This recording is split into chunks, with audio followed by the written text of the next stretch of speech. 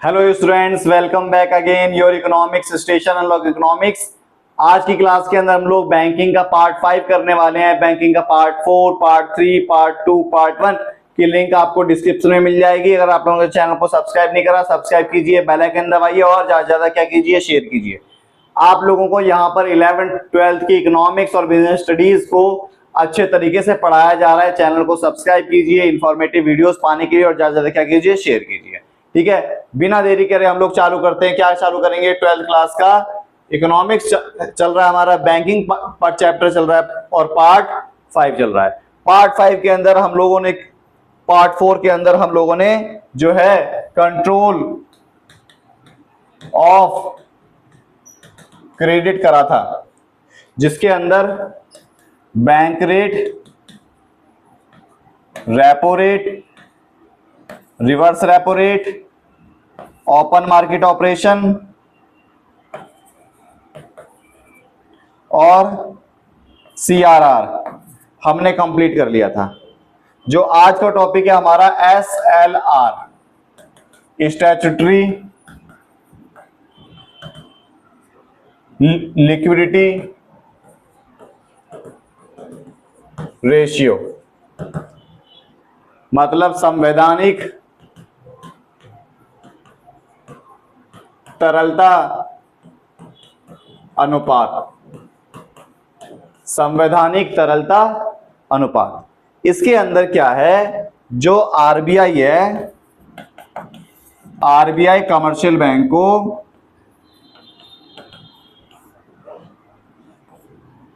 Order देता है कि तुम्हारे पास जितना भी प्राइमरी डिपॉजिट के रूप में, प्राथमिक जमा के रूप में जो भी पैसा आया है, उसमें से कुछ पैसा, कुछ या सम अमाउंट आपको लिक्विड असेट्स के रूप में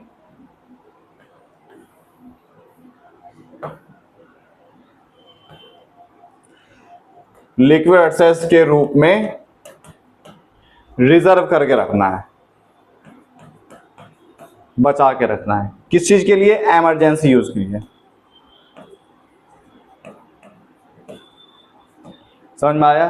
मतलब कमर्शियल बैंक को आरबीआई ऑर्डर देती है कि तुम्हारे पास पैसा कितना भी डिपॉजिट हो रहा हो, उसमें से कुछ पैसा तुम्हें क्या करना है, रिजर्व करके रखना है। उसमें से कुछ पैसा क्या करना है, तुम्हें रिजर्व करके रखना है। उसमें से कुछ पैसा तुम्हें क्या करना है, रिजर्व करके रखना है। पैसा रिजर्व करके रखना है कैश के रूप में, उसे तो बोलते हैं सीआरआर। लेकिन यहां पर बोला कुछ पैसा तुम्हें लिक्विड असेट्स के रूप में रिजर्व करके रखना है, जो तुरंत उसे बेचकर अनिश्चितता, जो इमरजेंसी में यूज कर, जैसे गोल्ड, सिल्वर, कैश।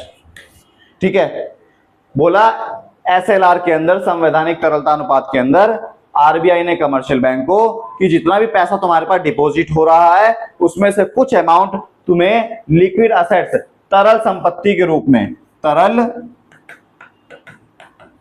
संपत्ति के रूप में रिजर्व करके रखना अनिवार्य है। अब ये तरल संपत्ति क्या कहलाती है?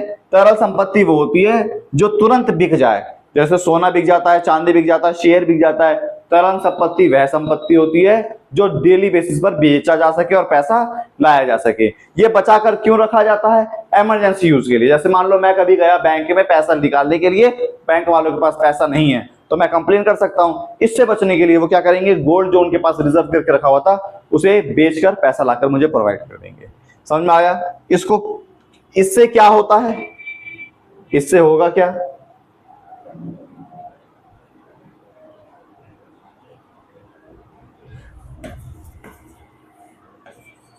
रेट बढ़ा देंगे तो रिजर्व करके ज्यादा रखा जाएगा, मनी सप्लाई कम हो जाएगी मार्केट में, जिससे क्या हो जाएगा, कंट्रोल हो जाएगा इन्फ्लेशन। समझ में आया? रेट के बढ़ाने से आरबीआई ने बोला ज्यादा बचा के रखना है, बचा के जब ज्यादा रख लेगा तो लोन लोगों को नहीं देगा, जब लोन लोगों को नहीं देगा तो मार्केट में पैसों की सप्लाई क्या हो जाएगी, कम हो जाएगी। ऐसे ही रेट अगर कम कर दिया जाए तो मनी की सप्लाई क्या हो जाएगी, ज्यादा हो जाएगी और डिफ्लेशन कंट्रोल हो जाएगा। समझ में आया? तो ये तो हमारा क्या हो गया, क्वांटिटेटिव इंस्ट्रूमेंट हमारा अच्छे तरीके से क्या हो गया, खत्म हो गया। अब करते हैं हम क्वालिटेटिव इंस्ट्रूमेंट।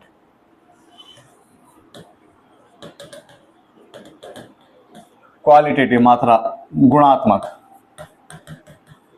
गुणात्मक इंस्ट्रूमेंट, गुणात्मक उपाय।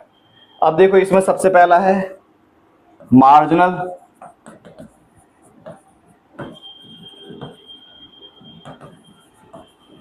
रिक्रूटमेंट, सीमांत आवश्यकता।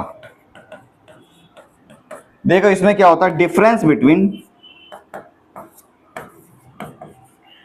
बिटवीन लोन अमाउंट और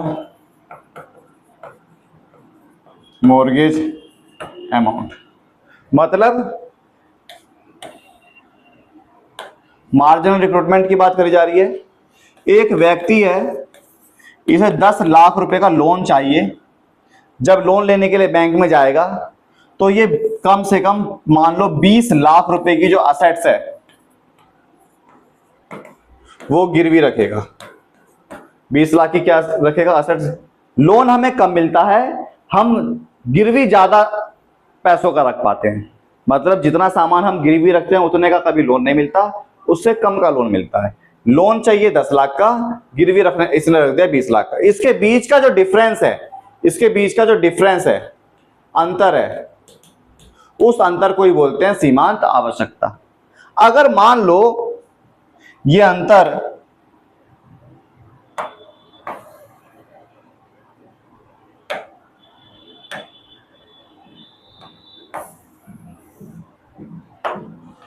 ये जो मार्जिनल रिक्रूटमेंट अगर बढ़ा दिए जाए, ये अंतर बढ़ा दिया जाए, बोला 10 लाख के लोन लेना है तो 30 लाख की संपत्ति गिरवी रखनी है। क्या 20 लाख वाले को लोन मिलेगा? क्या 25 लाख वाले को लोन मिलेगा?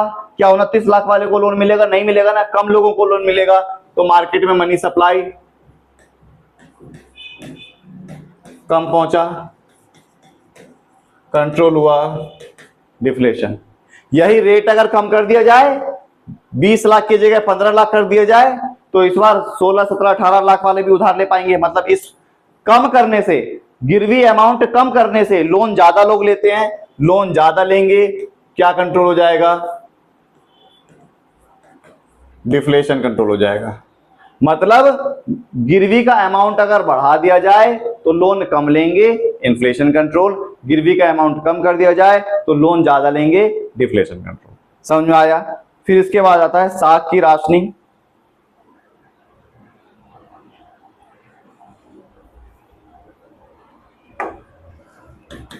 दूसरा पॉइंट है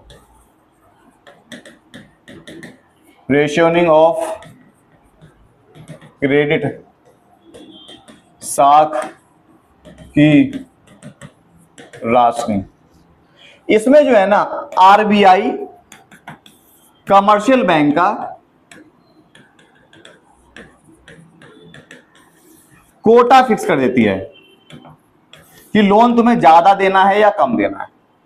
जैसे राशन में कोटा फिक्स होता है ना, 10 किलो चावल मिलेंगे, 20 किलो गेहूं मिलेंगे, वैसे ही आरबीआई कमर्शियल बैंक का कोटा फिक्स कर देती है कि तुम्हें लोन कितना देना है। अगर इन्फ्लेशन है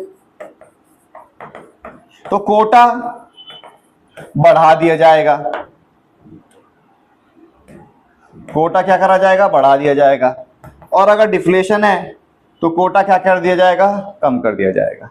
सॉरी, अगर इन्फ्लेशन है तो कोटा क्या करा जाएगा, कम करा जाएगा, और डिफ्लेशन है तो कोटा क्या करा जाएगा, बढ़ाया जाएगा। जैसे कोरोना काल में क्या था, डिफ्लेशन चल रहा था तो सरकार ने राशन को बढ़ाया था ना, वैसे ही यहां पर क्या होता है, इन्फ्लेशन मतलब होती है महंगाई, महंगाई का मतलब मार्केट में पैसा बहुत ज्यादा पहुंच गया है, उसे कम करना है, तो कोटा कम कर दिया। डिफ्लेशन मतलब मंदी, लोगों के पास पैसा नहीं है, पैसा मार्केट में ज्यादा से ज्यादा पहुंचाना है, तो कमर्शियल बैंक का जो उधार देने का कोटा होता है, उस कोटे को क्या कर दिया जाएगा, बढ़ा दिया जाएगा। समझ में आया?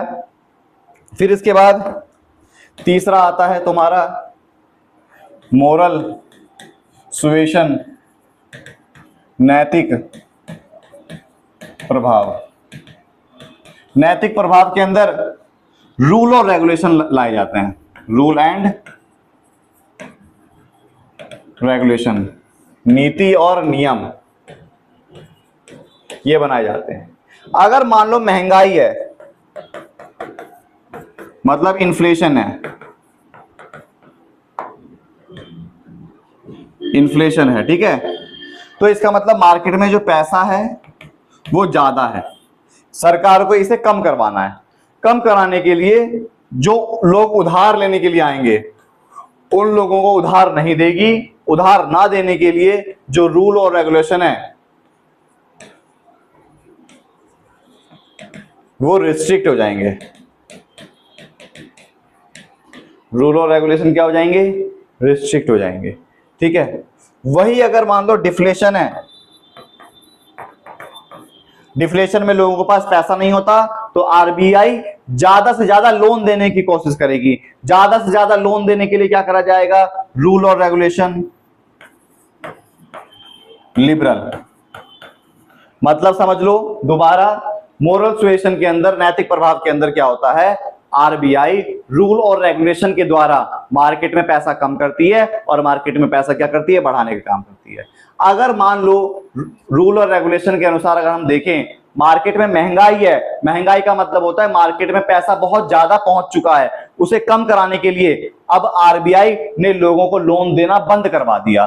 बंद करवाने के लिए रूल और रेगुलेशन, नियम कानून जो है कठिन ला दिए, कैड़े ला दिए। बोला आधार कार्ड के साइन मैच नहीं हो रहे तुम्हें लोन नहीं मिलेगा, ये मैच नहीं हो रहा तुम्हें ये लोन नहीं मिलेगा। लेकिन जब मंदी की स्थिति होती है, डिफ्लेशन की स्थिति होती है, लोगों के पास पैसा नहीं होता, तो आरबीआई ने क्या करा? मंदी की स्थिति में ज्यादा से ज्यादा लोन देने के प्रावधान लेकर आए।